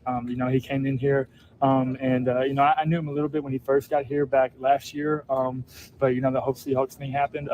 But when he came back, man, he's been so great. I've learned so much ball from him and Coach Sheridan. And they've just been in unison when it comes to everything, to the detail, the routes, to the run mesh or whatever. And, I learned a lot of ball from those guys. And so I feel like that helps me as a quarterback, being a coach's son, and just, trying to make sure that I put the team in the best position to win. How much has it helped you or held you back that you've been dealing with a different offensive coordinator every single year since you've been here? Yeah, I wouldn't say it held me back at all. I think about the guys when I first got here. I had Bill O'Brien, I had Alex Mortensen, who's a quarterback coach and offensive coordinator at UAB, and then Derek Dooley. Learned a ton of ball from those guys and Bryce, and then Tommy Reese, John McNulty. And then Coach Dooley was there my second year. I learned a different type of offense and learned just different types of schemes or whatever. And then, my third year, I have Coach DeBoer and Coach Sheridan and then Coach Grubb this year. And, I don't feel like it's something bad at all. I've learned a lot of stuff from those guys and a lot of different stuff that I've taught, the other guys is like, hey, this is how we did it in the past, maybe that'll help you, read it a certain type of way or whatever. So, I wouldn't say by any means it's hurt me. I think it's helped me by a lot. I like that answer. I'm not going to lie to you guys. Because I guess it's really, whatever perspective you have. I mean, to be fair, yeah, it definitely could be a challenge. It would be a challenge having 3 different coordinators, knowing you're, learning different things, not only just from a schematic standpoint, but also from a fundamental standpoint. Different coaches teach different things. And especially think about it as a quarterback, mechanics and stuff like that. Those are so important. So it could be a challenge having different guys, tweaking things or telling you to do things differently than you just learned the last year. However, I think the mindset that he took with all those situations, I should say, I think it really benefited him, and it makes total sense, right? As a football player, learning different, ways of doing things and only expands it. So, I mean, imagine his football knowledge now. I mean, that's no different. Like, if I learned Coach Saban's system, then I learned Coach Womack's system. Like, yeah, going from one to the other would be a little bit of a challenge initially, but my level of knowledge in terms of different things, different ways to do things, because the way football works, like, yeah, you've got cover 3, you've got cover 2, you got cover 6, cover 7, but verbiage is different. They still pretty much are the same, but at the same time, sometimes they do get played out a different way, right? Just like our cover 3. I mean, we used to man match a bunch of other people, like Coach Womack. They'd play cover 3 more of a true zone cover 3, and so having those experiences. Definitely, if you have the right approach, it's all about perspective. And I think it's a good life lesson too. You can look at things from the angle that, this is a big challenge. This is, stressing me out, or this is, causing me issues. Or you can say, all right, this is an opportunity that I can learn from, and I can use it to better myself in the future. And I think very mature, mindset, number one, that he displayed. And to me, you can tell that was a genuine answer. Sometimes guys might just say, I think it was positive because that's like the right answer, right? I think he truly meant that. And it makes sense because he's had so many opportunities to learn. Now he's got this opportunity. He's going to go out there and apply everything that he's learned from all these different people. And I think that's going to set him up to be a much better football player. So I just wanted to stop that right there. I thought that was a really good answer. Did you call this quarterback battle different than the ones that you got? It's different just because, one, I'm older, but it just is a different type of group. Those guys have helped me a lot. And they were just great guys or whatever, being older definitely helps. And, they push me every single day, so I can't thank them enough. Were you more confident because of having gone through a similar experience? Yeah, no, I definitely feel like I have, just because I know what to expect. And I know, hey, the mistakes I did last time, I'm going to make sure I'm not going to do that again. And, just being being older and confident and understanding like, hey, you know, I'm just going to be the best I can every single day. And you know, my teammates, man, they gave me a lot of confidence just in and out every day, just making plays for me and blocking. I can't thank those guys enough. Ty, I imagine your phone's been blowing up a little bit in the past day or so. Who are some folks you heard from, former teammates, different people that really stood out to you? Yeah, you know, Greg McElroy texted me, which is really cool. You know, I really look up to him a lot. You know, a bunch of my family, a bunch of my friends, a bunch of guys who transferred out have reached out. You know, it means a lot because I'm a big. Sorry, guys. Another quick commercial break. Greg McElroy reached out to him, though. That's pretty cool. Former Alabama guy. Speaking of that, Mark Ingram, I don't know if you saw this, but Mark Ingram was up at practice. And we'll talk about that. The famous photo now of Jam, everybody thinking he's that much bigger. I'm just like, guys, I think it's like the lens, though. He might have got a little bit bigger, but I'm like, that picture, man, it's one of those. It's similar to what happened, the effect with Mark Ingram standing next to Derrick Henry at the championship game. I'm sure you guys remember that. It made Mark Ingram look like an infant. But I think it was the angle. Relationship person. I'm a people person. So, you know, guys who left, you know, I really try to connect with them in a lot of different ways. You know, I may not understand why they left, but I just want them to know that they can always count on me and understand that I'll be there for them, anything they need. And I think I take that into my game too, that, you know, understand that like, hey, I'm going to be the best teammate I can be and make sure that I'm going to do everything I can to help our team win. Who was your first call or text when you found out? Definitely my family, my dad, and I think my mom and dad started crying or whatever. So it was surreal. So I called my dad later that night, and then I took a nap. So did you call Book, or did he call you? Yeah. So Book, I texted Book, and he called me, and he was like, "I better be at the draft, like you were with me." So, you know, it'll be a fun year for sure. I'm excited to watch him play for the Cowboys. All right, take me through Alabama's wide receiver. Wait, he said I better be at the draft. Is he kind of hitting that, and he plans on playing this year and leaving? Maybe I heard. Chase, did you kind of hear that, or maybe I'm overthinking it? I thought I heard that too. Yeah, I mean, it sounded. I know Book said that, but I don't know. So I know, which I mean, it makes sense. I mean, guys, obviously, you know, in their head, they want to, you know, get to the league probably as soon as possible. But hey, I don't know. We'll see, because if that's the case, I guess it kind of solves a little bit of the hypotheticals we've been playing about what happens if he does want to come back, which would be interesting, man. This interesting. This is going to be a very interesting season, I believe. What have you seen this spring or this fall from that room, guys like Isaiah Horton, Ryan Williams? Yeah, man, we got a bunch of studs, man. I'm really excited about that group. You know, we got a transfer from Isaiah who from Miami, who I knew, you know, in Nashville. You know, Jerem's coming off a big year, who I think he's going to have a better year. Even the same with Ryan. You know, he's older now, bigger and stronger. Then you got guys like Derek Meadows, Lacia Brooks, Rico Scott, who are kind of stepping up in big ways. And then you got Cole Adams, and, you know, Bach is, you know, transferring from defense to offense. Man, those guys are doing a great job, and, you know, they're really detailed in their routes, and Shep has done a great job just making sure that, you know, even on pass plays that they're or run plays that they're blocking and being selfless, man. So I'm really excited about that group, and it's my job to get those, you know, good players the ball. What do you want to do your process over the next couple of weeks now that you've been named starter? Yeah, you know, really nothing's going to change. You know, I'm going to make sure I go through my process of, you know, just being the best I can be. You know, I got to make sure that my teammates can count on me and make sure they have confidence in me. And I'm going to make sure that I can, you know, give us the best chance to win. And, you know, whether that's handing the ball off 50 times or throwing it 50 times, you know, I got to understand my job and make sure that I give us the best chance to win on Saturdays. Other than being just simply older, how do you feel you're a different quarterback than the last time you went through a competition like this? Yeah, you know, I've talked to Coach Saban a lot. You know, he always would tell me, you know, don't worry about the outside noise. Don't worry about external factors. Don't worry about anybody else. Just be the best you can be. And I really didn't understand that when I was a young guy. You know, I would always be worried about, you know, somebody else or somebody at, you know, a different type of school or whatever, or be looking somewhere else and, you know, be like, man, I could have played there or whatever. But, you know, he always kept saying, just focus on yourself, focus on the best you can be. And then, you know, when Coach DeBoer came, he talked about going 1-0 and, you know, winners win because that's what winners do. And I had to sit back and, you know, pray about it and just think to myself, like, man, like I got to do something. I can't keep going down this road of just, you know, worrying and having anxiety or whatever. So, you know, I sat back in my room one night and I was like, man, I'm going to pray. I'm going to give everything I got to the Lord and just make sure I understand that, like, hey, that, you know, I'm just going to be the best player, the best Ty Simpson I can be. And I think, you know, these last couple of years, that's what I've really tried to do. Just make sure, like, hey, don't do anything fancy, man. Like, you know, even though it's the University of Alabama, just play football and just be the best version of yourself you can be. So what stood out to you in those prayers, or what kind of revelations did you have? Yeah, in those you know, moments? I remember my sophomore year when it happened. Really, it was after a spring scrimmage. You know, I came in, I didn't really do a lot. I came in, I just started crying. You know, I was just like, man, like, what is going on, man? Like, what, you know, I just don't feel like it's not fun to me anymore. And my dad asked me, he was like, man, like, you know, how's your faith doing? You know, what are you doing to, you know, make sure that, you know, you give everything to trust in the Lord? And I had to sit back and I was like, man, like, you're right. Like, I'm more worried about how people perceive me in football than they do, you know, how I walk in my faith and how I am as a person, man. So, you know, football means a lot to me. Don't get me wrong. I make sure that I'm going to do everything because he's giving me this platform and he's giving me this opportunity. But no matter how many touchdowns I throw, no matter how many wins I have at the University of Alabama, I'm a Christian first. And I know that, you know, I wouldn't be here if it wasn't for him.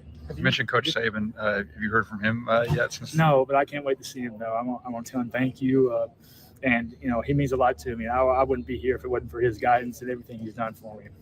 What are some areas that with film study and meetings that you think you can still grow and develop? Yeah, you know, I feel like I can still grow and develop every day of just understanding the offense better, understanding, you know, defensive coordinators and just understanding, hey, you know, this is why we do it. So, you know, I'm going to continue to grow with that. And Coach Grubb, meet with Coach Sheridan or whatever, and just, you know, make sure that, you know, I understand why and, you know, make sure that we give the best chance to win on Saturdays. We're going to spend a lot of time analyzing your game and looking at all these clips. How would you describe yourself as a quarterback? Yeah, man. You know, I feel like I'm a dual threat guy. You know, I can sit in the pocket or I can escape and make plays. But, you know, I also, you know, I think underrated part of my game is that I'm going to do what it takes to win. So, you know, I'm going to do the gritty stuff. I'm going to make sure, you know, I'm going to make sure we get the first down when it's 4th and 3. You know what I mean? So, you know, like I said, man, you know, those guys make me look good in that locker room, you know, with our wide receiver group, our running back group, our O-line, man. I'm so excited about these guys, man, and they make me look good. So I got to make sure that I give them everything I got. So that's what, you know, I tell them every day that when I go in the huddle, like, man, I'm going to go hard for you today. Like, I'm going to we talk about being unbreakable all the time. And the only way I'm unbreakable is if we're all unbreakable together as an offensive team. Last one. Ty, there's been a lot of talk about, you know, the gimme offense, you know, those 5-yard, 10-yard plays that Coach Moore says, you know, should be completed 100% of the time. What's kind of how has that been explained to you, especially with, you know, the wide receiver room that you have? Like, how have they approached what they expect out of a quarterback this year? Yeah, I think you just make the easy one easy. You know, we got, like you said earlier, man, we got a deep, you know, wide receiver room, and then we got a deep running back room, and then we have the best offensive line in the country, man. So why would I make things harder than what they are? You know what I mean? You know, so when the defense, you know, makes me check the ball down, give the ball the space to Jam Miller, you know, get the ball in space to Ryan, get the ball in space to those guys. Like, just go let them work, man. It's not a hard game. We try to make it harder than what it is. Just stick with the give, you get the first down, and then go from there. But man, those guys do a really good job, and I'm excited for them, and I can't, you know, wait to see how they do. There you go. So that was new Alabama starting quarterback Ty Simpson. I ought to say, man, initial reactions, Chase. And I thought that was a great interview again. And I know people are going to overanalyze stuff, but really just hearing him speak for the first time in front of the media, just really impressive stuff, man. You can just hear the genuineness out of him, you know, the authenticity, the gratefulness for his process. And obviously they say, I mean, the things, you know, what's the whole saying, Chase? Good things, what is it? I don't know. The things that are worth, things take time that are worth it. I don't know, whatever it is. But you could tell he's just grateful for the opportunity because it was a process, and he stuck with it, and now he's being rewarded for his patience and perseverance. But outside of that, in terms of what he talked about, you know, with his game, you know, being gritty, doing the things that he's got to do to win football games. I mean, can't help but be fired up listening to him. You know what I mean? I mean, you can just sense, you feel the confidence from him, right? You can tell by his body language. I mean, he's ready to roll. And you can tell that even just looking in his eyes, man, dude, he feels like he's ready for this moment. And I really feel strongly about what he's going to go out there and do, man. I think it's just one of those situations where you got a guy who's just been working and working. He had his fair share of long nights, and he's finally getting his moment, man. And typically, it works out well for guys like that, right? Which, again, let's not do the whole comparison. I'm not saying Mac Jones, but I'm saying Brian Robinson. You know what I mean? I use myself as an example. Like, it worked out well for me when I finally was able to put everything together. I mean, by the time my 5th year, man, like, I was one of the most productive edge guys in not even just the SEC, but even in the country. I mean, I remember PFF did a stat. And if you ask me from all the work I put in throughout that time, it made it so much better.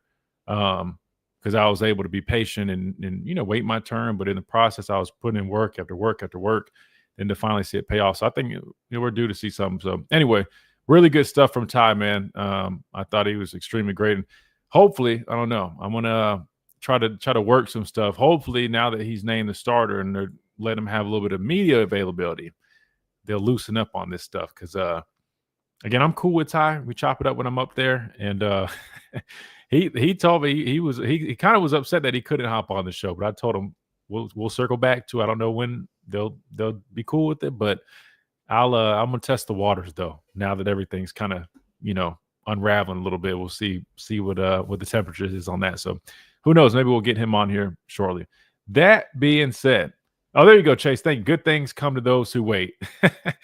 I was all over. It was like good things come to those who wait, or something like.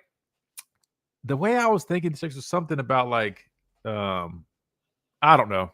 I'll figure it out. But anyway, let's do this. Let's hit a timeout when we come back. Defense spoke to the media today, so we'll make a decision. We got Ryan Grubb from yesterday, or we can hear from Kane Womack today. Plus, Deontay Lawson also spoke. So we got time to maybe squeeze in two of those things. So drop it in the chat. If you guys want to hear from a specific one, let us know. You got Kane Womack from today. Practice today, Kane Womack spoke. Deontay Lawson, or we can circle back to Ryan Grubb, or we can maybe play Ryan Grubb for a couple minutes, get the main stuff, and then go to today. But let me know in the chat what you guys want. Whatever you guys want, we're rolling with. When we come back right here in the Miller's Edge, Tide 100.9, 1230, WTBC.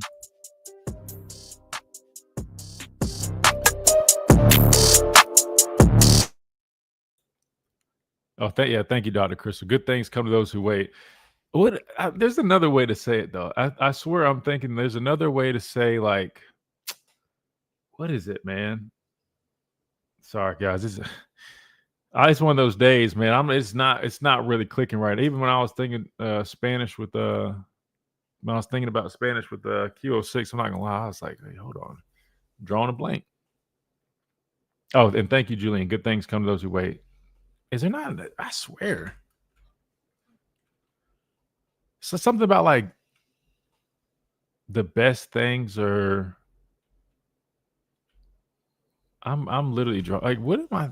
Oh, I'm tripping. I know there's another way. Let's look this up.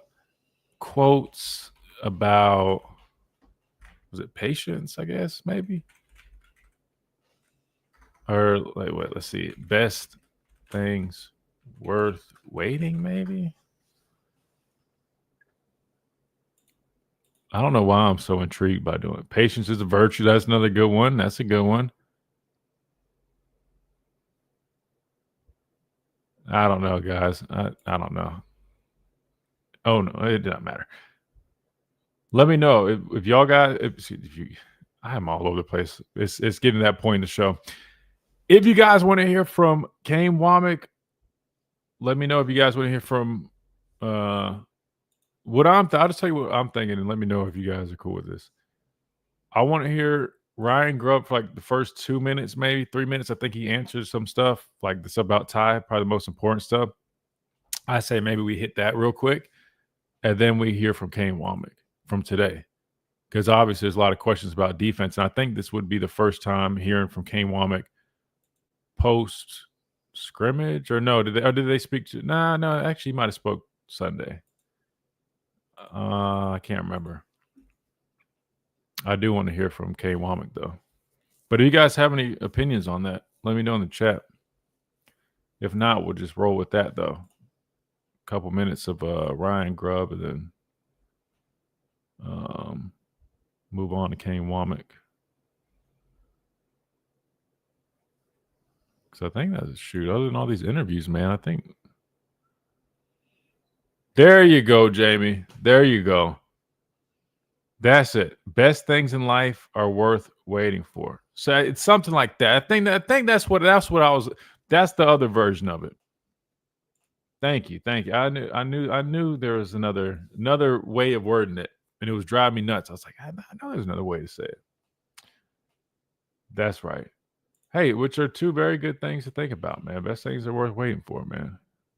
Best things are worth waiting for. 100%. Plus, it just feels better at the end, right? Like, It's like Spanish, man. I mean, I spent almost less than 2 years learning. That's off.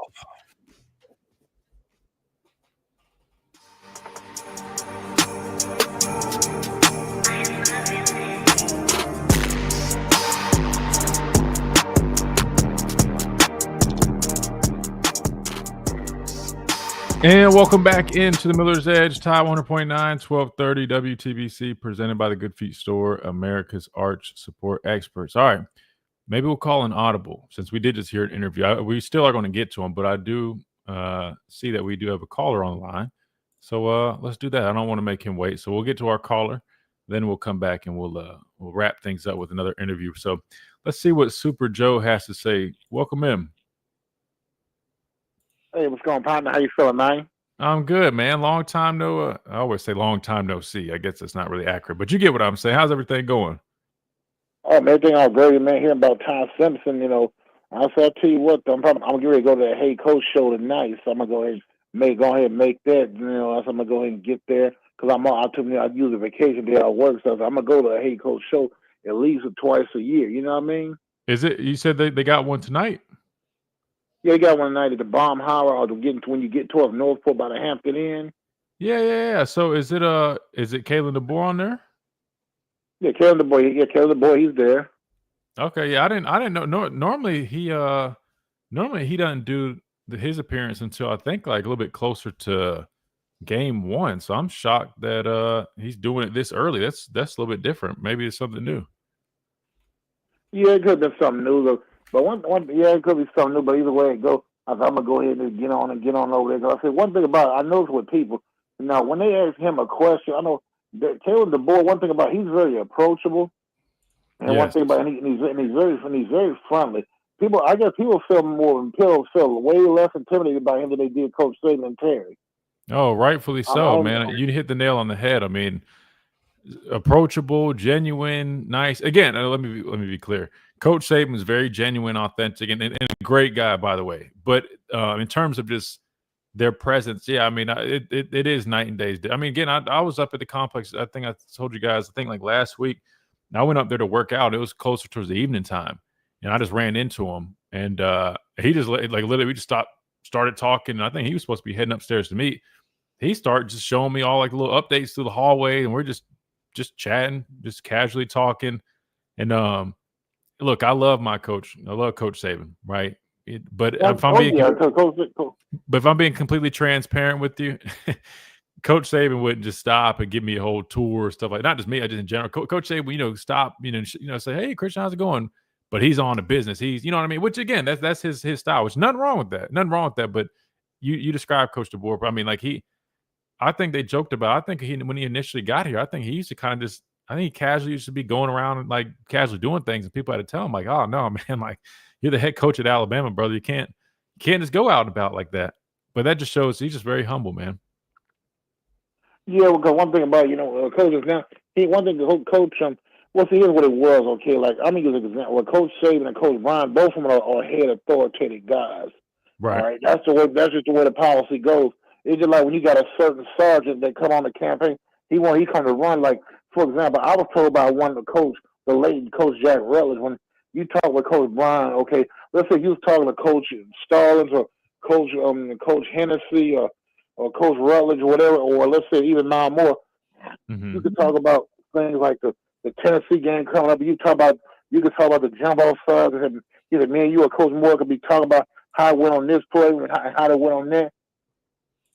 And then Coach Brian could overhear the conversation from the officer. Now, is that really how it really went? Is that really did I tell you to run? Is that the offensive play I told you to run? And he could come out there and say, well, such happened this way.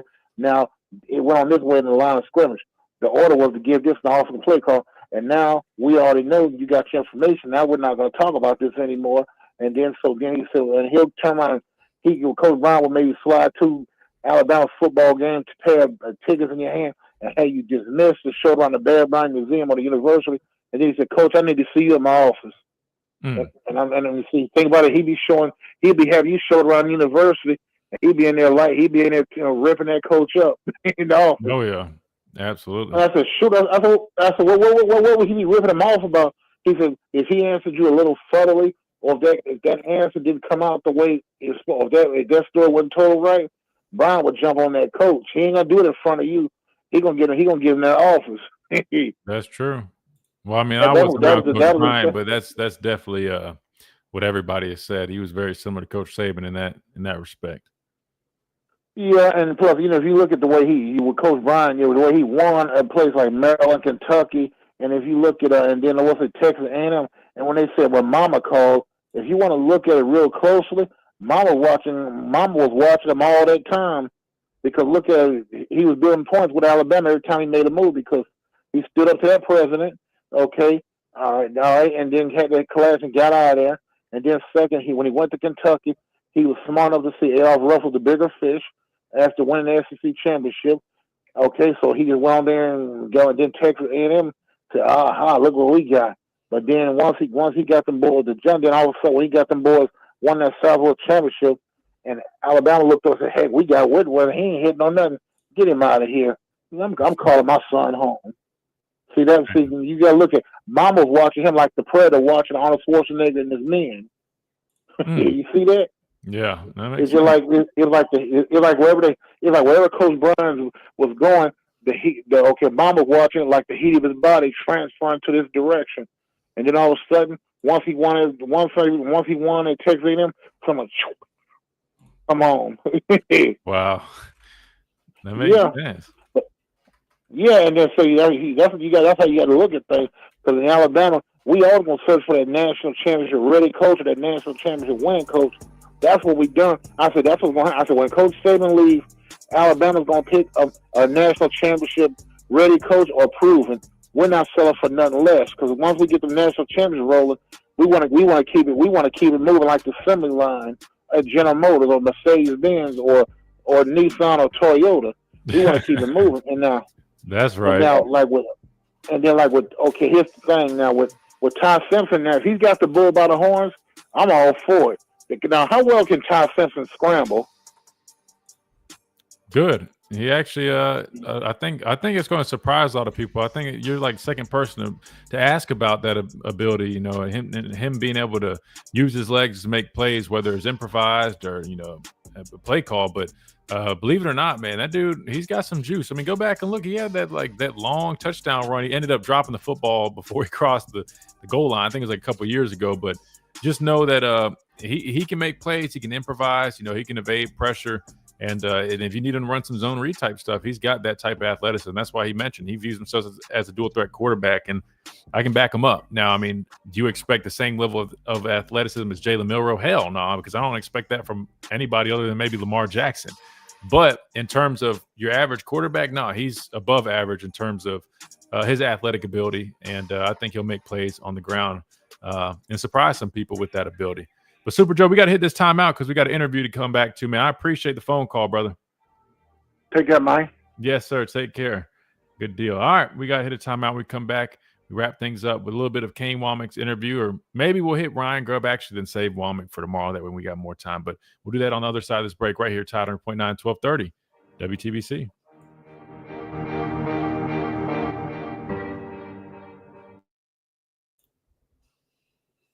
Yo, Jamie, good stuff. Appreciate that, man. Good stuff, 47G. Oh, yeah. Thank you, brother. Appreciate you stopping by, hanging out with us, man. Appreciate that. Yeah, we hadn't heard from Super Joe in a minute. I forgot about him. He's got that, what did he say? I think he said he spent time out in Oakland or something, man. Or maybe it was like Louisiana. He's got some type of accent to him, though. He's funny. All right, yeah, let's do that. We're going to save Kane Womack for tomorrow. That way we don't waste it because we're not going to have enough time to hit it. Damn decisions, because you got Tim Keenan and Deontay Lawson talking today. We could save all the defense for tomorrow, I guess. We'll do that. We'll save all the defense for tomorrow. I'll give us plenty of clips to have to listen to. If you were DC, what would your defensive scheme be? Multiple. I would be a multiple defense, without a doubt. I'll be honest with you, man. Today's day and age, I think everybody has to be multiple, which But if you want more specifically, I mean, I'll be honest with you. NFL, I definitely would base out of a 3-4. College, I'm not gonna lie. I mean, there's so many spread teams. It's almost like, as much as I love the 3-4 defense, how many times will we actually get to line up in it? You know what I mean? I mean, looking at Alabama's schedule. Oh, damn, I clicked off of it. Trying to think of all the teams. I mean, like, think about Florida State. I mean, you're expecting, Gus Malzahn. They're going to be in a bunch of 11 personnel. I don't know how many sets they'll come out of that would require more of a, base 3-4 type defense. But even that being said, I still would probably base out of a 3-4 just because, I mean, I'm biased, right? I was a 3-4 outside linebacker. I love the 3-4, man. I think it gives you some flexibility. You can mix things up, bring pressure with your outside backers. I mean, you got to have the right guys for the system. But like I mentioned, I mean, I really would consider it multiple, though, because I think in today's age, I don't even know how much we would even be able to play that 3-4. I think you'd see a whole bunch of nickel. But depending on the personnel we're facing, I would run a lot of nickel rabbits, right? If we're playing a dual threat type quarterback, definitely would have some nickel rabbit packages. That way we got more speed on the edges. Third down, y'all know me, I'm about pass rush. So I'm going to have some form of a Raptors package, a go-get-it package, cheetah package, whatever you want to call it. Just know my defense, we're getting active. We're getting active. We're not doing all that just collapse the pocket, but our guys are going to be taught, get after it, counter at the level, you know what I mean? Just learn how to rush smart. That way, I mean, there's a good balance. You want to rush smart and collapse a pocket, but you also want to have guys that really can, go make plays, man. Sometimes you just got to be an athlete, bro. But in terms of philosophy, definitely a little bit more aggressive. But when I say that, just like we were talking about with Ryan, I think situational football is important. That's one thing I learned, with Coach Saban. Really, I think situationally, first, second down, depending on our personnel, that's always going to be important, But if I had the guys, which I would go recruit some dudes up front, I would emphasize the trenches. First and second down, run heavy, tendencies. I'm not going to try to be too cute. When I say aggressive, I'm not going to do all the, I want my guys to be able to man up on on the line of scrimmage, go play on the other side of the line of scrimmage without us having to, run different pass stunts, stuff like that. Like, I would first and foremost want us, just like Ryan said, just let them dudes go play football. Miller's Edge on top. And then earn the right to rush, and we really start getting active. But then I'd mix it up, plug backers, do things here and there.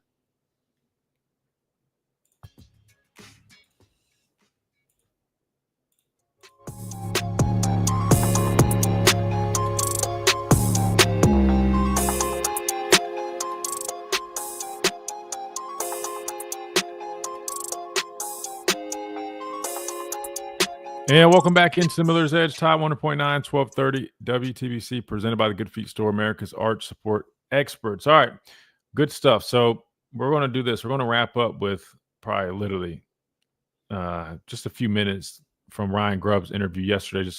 That's about all we have time for, and which is no big deal. No big deal. We took a lot of phone calls, which we love. But tomorrow we'll focus more on defense, and we'll have Kane Womack, Deontay Lawson, I believe Tim Keenan, they all spoke to the media. So tomorrow we'll turn our attention to the defense and address that. But without further ado, let's go ahead and let's just hear the first couple minutes, because really we're going to have to get out of here in literally 2 minutes. So let's just get the first 2 minutes from Ryan Grubb. Here we go. How's that? Pretty good? Okay, let her ride. What we got? Why's Ty Simpson your starter? There we go. Good follow-up. Ty did a really nice job of taking care of the football. I think number one, I think Ty is an incredible playmaker on the move. And I think from there, guys like that, you worry, are they going to be able to train themselves to be able to take care of the football? And even the room in general, Ty led that charge, but Ty didn't throw any picks last week. He's thrown one all camp. We've thrown 4 total this camp. And this spring, I think at this time we had thrown 15. So I think in general, the guys are understanding the concepts and control the offense a lot better as a room, and Ty was the best at that. And so his ability to command and create out of the pocket, I thought, was the best, make great decisions, and yeah, he's just much cleaner on some of the things that you expect an older quarterback to be able to do. You mentioned the interceptions. Are you still seeing the quarterbacks, Ty specifically, push the ball down the field in fall camp? Yeah, we are absolutely. Let's see. I mean, I don't know what today was, but we'd had 6 practices in a row where we hit our explosive number. So we've certainly been able to get the ball down the field, which is great because I think our defense does a good job of trying to limit those. So which was a lot better. I don't know if we had 5 days of that all of spring. So 6 in a row. I think we had 8 out of 10 practices. So we're rolling a little bit. Ryan, what was the message to Austin and Keelan when, I guess, moving forward with Ty being the official starter now? Well, I think for those guys, I know, they have to continue to progress. I think that for quarterbacks in general, any position is tough, but the development of a quarterback to continue to move forward during the season, I think is the toughest thing. Like that's the thing. Like you have to find ways to generate both coaching staff wise to create looks and opportunities that those guys don't just pause. Young quarterbacks are really talented like Austin and Keelan. What you don't want is that the starters named and all this improvement that they've been making to this point just comes to a screeching halt. So that part they totally understood. I know they're up to the task, and I think there's a huge part of that is just the relationships and the bond that's been built in that room. I told the guys, I thought one of the things that stood out to me the most about that room was there never was this feeling of somebody conceding. So like, oh, Ty's going to be the guy. There was never an approach by any of the 3 guys that it was like it's him or him. At the same time, it was all organic. Guys were able to focus on their job and just be the best quarterback they can be. And I think that they all developed because of the type of room that we have. So tip of the cap to those guys. I don't think that's coaching. I think that's just the guys doing a really good job of just focusing on themselves. And, I think Austin and Keelan will be up to that.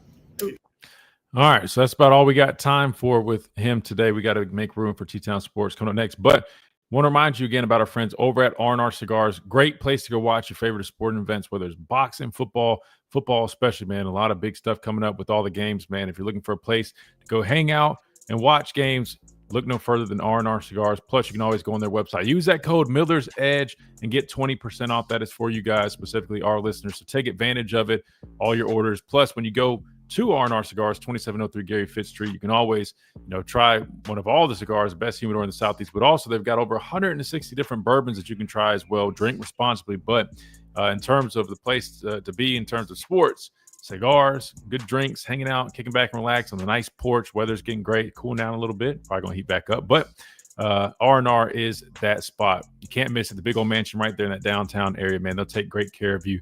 Hang out, fellowship, talk sports, watch sports, smoke nice cigars, best humidor, nice drinks, man. You can't beat it. Again, that is R&R Cigars. Appreciate everybody, all the contributions.